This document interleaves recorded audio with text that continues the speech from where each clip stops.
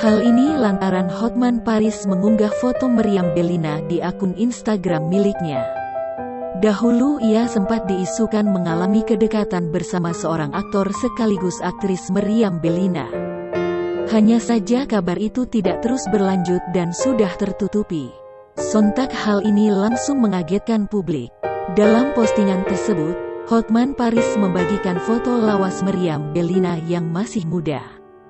Lewat keterangan foto, Hotman Paris mengenang kembali soal permasalahan di masa lalu terkait hubungannya dengan Meriam Bellina.